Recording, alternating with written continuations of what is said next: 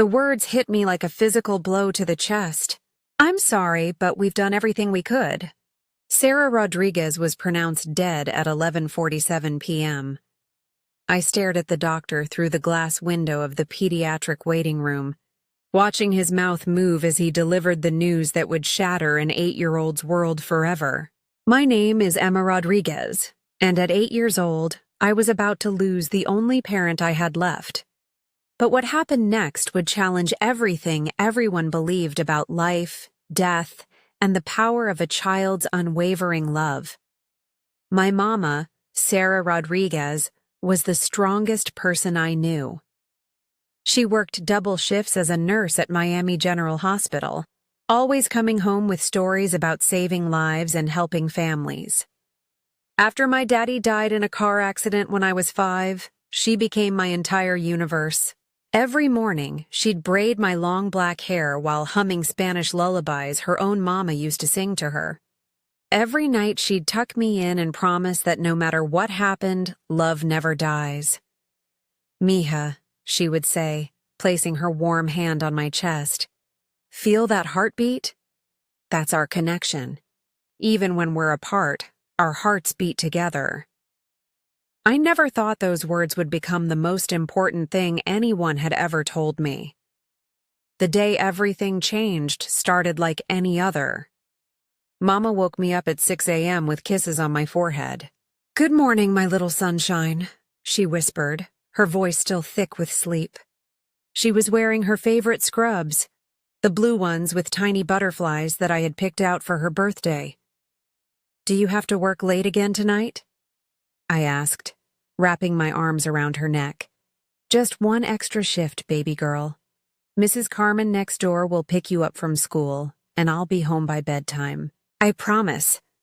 But Mama didn't come home by bedtime. At 9:30 p.m., Mrs. Carmen's phone rang. I was supposed to be asleep, but I was hiding at the top of the stairs, listening. "What do you mean collapsed?" Mrs. Carmen's voice cracked. "Is she okay?" "Oh my God! I'm coming right now." "What about Emma?" The hospital smelled like disinfectant and sadness. Mrs. Carmen held my hand as we rushed through endless white corridors, her own hands shaking so badly she could barely press the elevator buttons. When we reached the cardiac intensive care unit, I saw him for the first time, Michael Stevens, Mama's boyfriend of 6 months. He was pacing back and forth, his expensive suit wrinkled, his phone pressed to his ear. "Yes, I understand the insurance situation," he was saying. "But we need to be realistic about the costs if she doesn't. If this goes on much longer." Even at 8 years old, something cold settled in my stomach when I heard those words. Dr. Rodriguez, my abuela, my daddy's mama, arrived 30 minutes later. She had driven 3 hours from Tampa the moment she got the call. Her silver hair was pulled back in a messy bun, and she was still wearing her house slippers. When she saw me, she knelt down and pulled me into her arms. "Mi nieta," she whispered. "Your mama is very sick. Her heart stopped working properly." "But they can fix hearts, right?" I asked. "Mama fixes people every day." Abuela's eyes filled with tears. "Sometimes, mija. Sometimes they can." What followed were the longest hours of my life. Doctors came and went, their faces growing more serious each time. I heard words I didn't understand. Cardiac arrhythmia, genetic condition, minimal brain activity. But I understood the looks they gave each other. I understood the way Michael kept checking his watch. I understood the way nurses spoke in whispers when they thought I couldn't hear. At 11:47 p.m., after 45 minutes of CPR and every possible medical intervention, the machines went quiet. The rhythmic beeping that had been Mama's mechanical heartbeat for hours suddenly stopped. Dr. Peterson, the attending physician, removed his stethoscope and looked at the assembled medical team with defeat. Written across his face, time of death, 11:47 p.m. That's when everyone started crying except me. Mrs. Carmen sobbed into her hands. Abuela crossed herself and began praying in Spanish.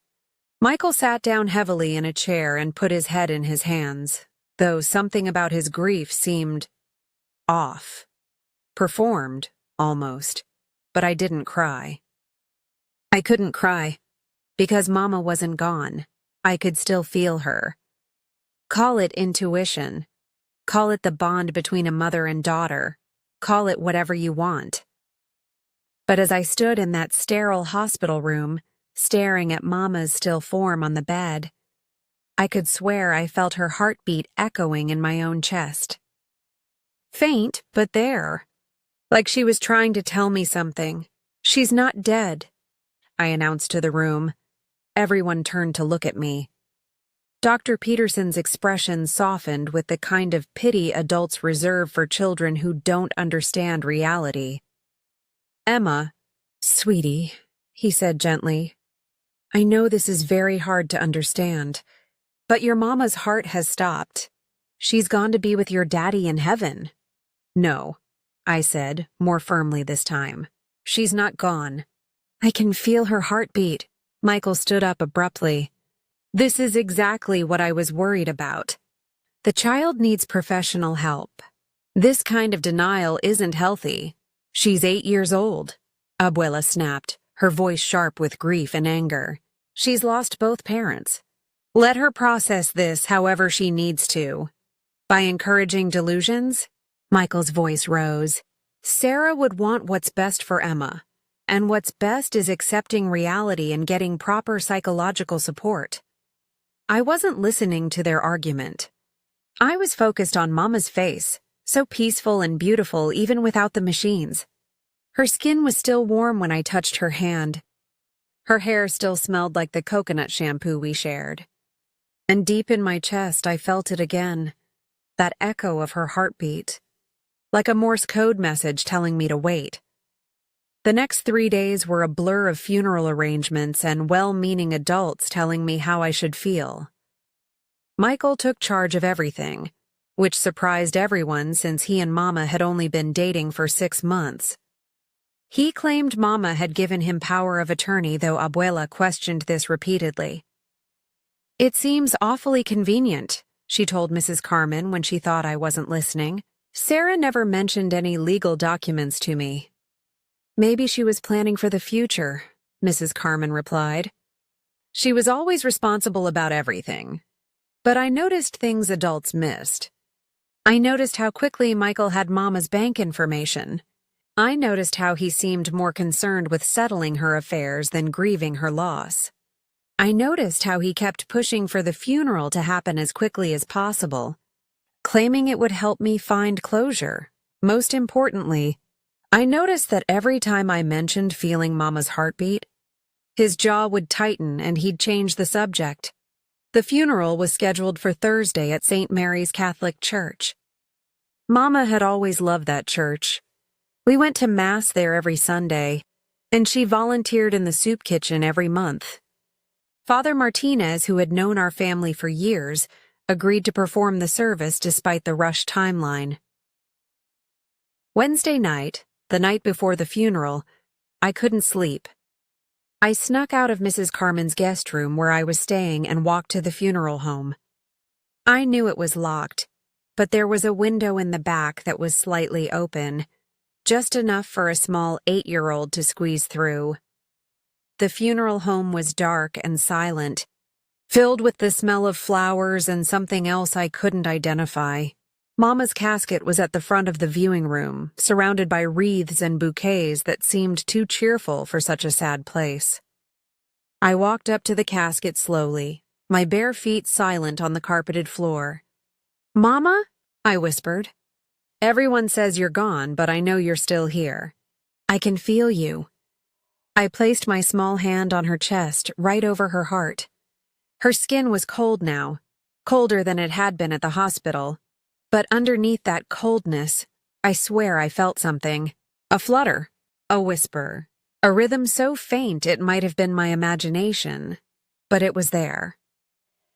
"I know you can hear me," I continued. tears finally starting to fall. Everyone thinks I'm crazy, but you taught me to trust my heart. And my heart says you're not ready to leave me yet. That's when I heard it. So soft I almost missed it. A tiny intake of breath, so small it could have been the building settling or my imagination. But I heard it, Mama, I whispered urgently. I knew it! I knew you were still here. I stayed with her until dawn, talking to her, singing the Spanish lullabies she used to sing to me, telling her about my day and how much I missed her. Sometimes I thought I saw her eyelids flutter. Sometimes I was sure I felt her fingers twitch under mine. But every time I tried to convince myself it was real, doubt crept in. Maybe Michael was right. Maybe I was having a breakdown. Thursday morning arrived gray and drizzly, as if the sky itself was mourning. The church filled with Mama's colleagues from the hospital, neighbors from our apartment complex, and friends from our community. Everyone wore black and spoke in hushed tones about what a tragedy it was, how young Mama was, how sorry they felt for me. Michael sat in the front pew wearing a perfectly pressed black suit, accepting condolences with the gravity of a grieving widower. But he wasn't grieving. I could tell by the way he kept checking his phone, by the way his eyes scanned the crowd calculating who was there, by the way he gripped. Abuela sat beside me, her rosary beads clicking softly as she prayed. She had been quiet all morning, and I could see the worry lines around her eyes deepening. Several times she had tried to talk to Michael about Mama's medical history, about family medical conditions I should know about, but he had brushed her off. We can discuss all that after we get through today, he had said. The important thing now is helping Emma adjust to her new situation. As if losing Mama was just a change in schedule. Father Martinez began the service with a reading from Psalms. His voice echoed through the church, talking about valleys of death and eternal rest. But every word felt wrong to me. This wasn't Mama's time. This wasn't her ending. Halfway through the service, I couldn't sit still anymore. The feeling in my chest, Mama's heartbeat echoing in mine, was getting stronger. It was like she was trying to tell me something urgent, something important that couldn't wait. I stood up during Father Martinez's homily. Emma, Michael hissed, trying to pull me back down. Sit down. This isn't appropriate. But I shook him off and walked toward the casket. Every eye in the church followed me. I could hear whispers starting. People murmuring about the poor, traumatized child who couldn't accept reality. I reached Mama's casket and placed both hands on the polished wood. The heartbeat in my chest was so strong now it almost hurt. Like Mama was pounding on a door trying to get out. She's not dead, I announced to the packed church, my 8-year-old voice carrying clearly through the sudden silence. My Mama is not dead. She's trying to wake up. Gasps rippled through the congregation. Michael stood up quickly, his face red with embarrassment and anger. Emma, that's enough, he said, striding toward me. I'm sorry, everyone. The child is obviously having a psychological episode. She needs professional help, not encouragement of these fantasies. But Abuela was also standing now, her medical training kicking in despite her grief. Something about my absolute certainty, combined with her own nagging doubts about the diagnosis, made her pause. Wait, she said, her voice cutting through the commotion. Just wait. She approached the casket, her trained eyes studying Mama's face more carefully than anyone had since the hospital. As a retired cardiologist, she had seen thousands of patients in various stages of cardiac distress, something she had been too grief-stricken to notice before suddenly became clear. Her color, Abuela whispered. It's wrong. What do you mean? Father Martinez asked, stepping closer. Bodies that have been dead for 3 days don't maintain this skin tone, Abuela said, her voice growing stronger and more clinical. And look at her fingernails. There's no cyanosis, no lividity. This isn't... She stopped talking and pressed her ear to Mama's chest. The church held its collective breath. Seconds ticked by like hours. Then Abuela's eyes went wide with shock. There's a heartbeat, she breathed. Faint, but there's definitely a heartbeat. Chaos erupted. People jumped from their seats. Someone screamed. Michael started shouting that this was impossible, that we were all having some kind of mass hysteria. But I wasn't listening to any of them. I was watching Mama's face, and I saw her eyelids flutter. "Mama!" I screamed, and suddenly her eyes opened. Not the cloudy, unfocused eyes of someone dying. Clear, aware, confused eyes that immediately found mine. "Emma," she whispered, her voice hoarse but unmistakably alive. "What? Where am I?" The church erupted into complete pandemonium. Some people were crying, others were praying. Others were shouting for someone to call 911.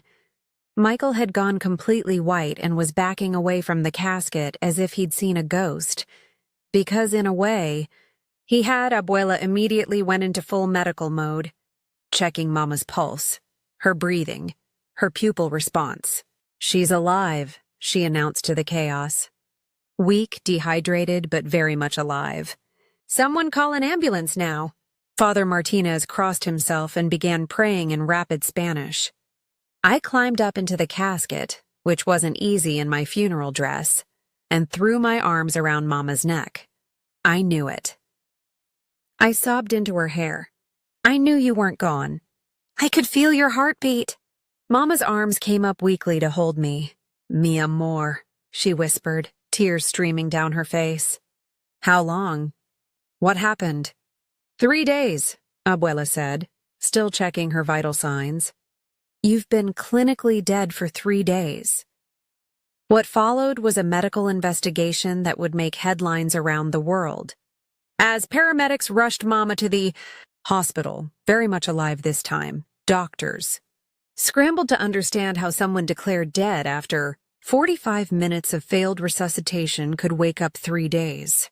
Later, the answer, it turned out, was both medical and miraculous. Mama suffered from a rare genetic condition called Brugada syndrome, something that runs in families but often goes undiagnosed until it's too late. During her cardiac episode, her heart had gone into such a slow, irregular rhythm that it was virtually undetectable by standard hospital equipment. To everyone monitoring her condition, she appeared to have flatlined, but she hadn't died. She had gone into a state so close to death that even medical professionals couldn't distinguish it from the real thing. A condition so rare that most doctors never see it in their entire careers. "It's like a medical coma," Dr. Peterson explained later, his face still pale with shock. Her heart rate dropped to maybe 2 or 3 beats per minute, so faint and irregular that our monitors couldn't detect it. Her breathing became so shallow it was undetectable. All brain activity seemed to stop. By every measure we have, she was clinically dead. But she wasn't, Abuela said firmly. No, she wasn't. And somehow, her daughter knew that. The bond between Mama and me, the connection she had always talked about, had been real in a way that science couldn't explain. While everyone else saw death, I felt life. While everyone else heard silence, I heard her heartbeat calling to mine. But the medical miracle was only part of the story. As Mama recovered in the hospital, this time with around-the-clock monitoring and specialist care, other truths began to emerge. Michael's behavior during those 3 days hadn't been grief at all. While we were planning a funeral, he had been planning something else entirely. Within hours of Mama's death, he had visited her bank with documentation claiming power of attorney. He had attempted to access her life insurance policy. He had even contacted a realtor about selling our apartment.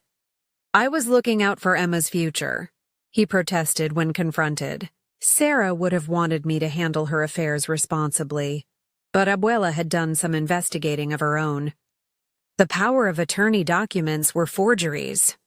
Michael had no legal claim to Mama's assets or any right to make decisions about my future.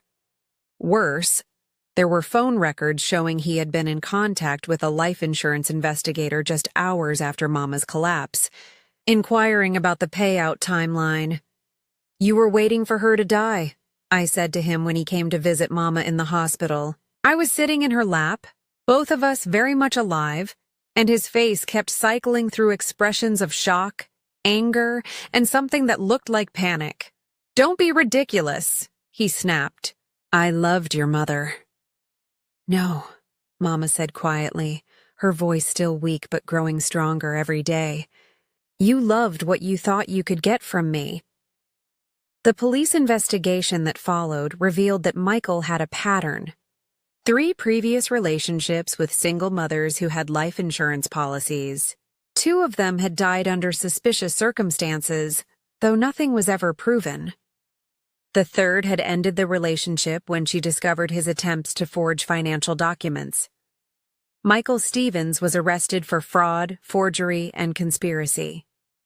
During the investigation, authorities discovered he had been slowly poisoning Mama with a substance that would trigger cardiac episodes in someone with her genetic condition. He had been playing a long game, waiting for the right moment to appear like the grieving boyfriend who stepped up to care for the victim's child. Except his plan had one fatal flaw. He had underestimated the power of a mother's love and a daughter's intuition. The medical community was fascinated by Mama's case. Doctors came from around the world to study the woman who had been dead for 3 days. They wrote papers about Brugada syndrome, about the limitations of medical monitoring equipment, about the fine line between life and death, but I didn't need their explanations. I knew what had happened. Mama's love had kept her connected to me, and my love had kept me connected to her. Even when her body was so close to death that machines couldn't detect life, our hearts kept beating together. 6 months later, Mama was fully recovered. The genetic condition that had nearly killed her was now being monitored and controlled with medication. She had returned to work part-time, and we had moved to a new apartment closer to Abuela. The media attention had mostly died down, though we still occasionally got calls from journalists wanting to write about the miracle girl who brought her mother back from the dead. I didn't bring Mama back. She was never gone. She was just waiting for someone to listen closely enough to hear her calling. On the anniversary of that terrifying day, Mama and I visited St. Mary's Church. Father Martinez had kept a vigil candle burning for our family ever since the day of the funeral that wasn't, as the congregation had come to call it. "You know what? The most amazing part of this whole story is," Mama said as we knelt together in prayer. "What?" "It's not that you saved my life, mija. It's that you trusted your heart even when everyone else told you it was wrong. You believed in love even when faced with death. That's the real miracle." She placed her hand on my chest, just like she used to do when I was smaller. "Feel that heartbeat? That's our connection. Even when we're apart, our hearts beat together." I smiled and placed my hand on her chest, feeling the strong, steady rhythm that had called to me from beyond the veil of death. "I know, Mama. I'll always know." As we walked out of the church together, hand in hand, I thought about all the people who had told me to accept reality, to stop believing in impossible things, to grow up and face facts. But sometimes reality is bigger than what we can see or measure. Sometimes love is stronger than death. Sometimes 8-year-old girls know things that doctors don't. And sometimes, if you listen closely enough with your heart instead of your head, you can hear the people you love calling to you from places others think are silent forever. Mama squeezed my hand as we stepped into the warm Miami sunshine. "What do you want to do today, mi amor? Can we go get ice cream and then visit Abuela? I want to tell her about the dream I had last night." "Of course. What was the dream about?" I smiled up at her. This woman who had loved me enough to fight her way back from death itself. It was about Daddy. He said he's proud of me for taking care of you. And he said he's not ready for either of us to join him yet. We still have too much living to do. Mama's eyes filled with happy tears. Your daddy always was a smart man. As we walked toward our car, I felt it again. That warmth in my chest that meant love, that meant connection, that meant family. The same feeling that had told me Mama wasn't really gone, even when everyone else had given up hope. Some people would say it was intuition. Others would call it a miracle. Scientists would argue it was coincidence combined with a rare medical condition. But I knew what it really was. It was love. Pure, unbreakable, eternal love between a mother and daughter that refused to be silenced by something as temporary as death. And if that's not a miracle, I don't know what is.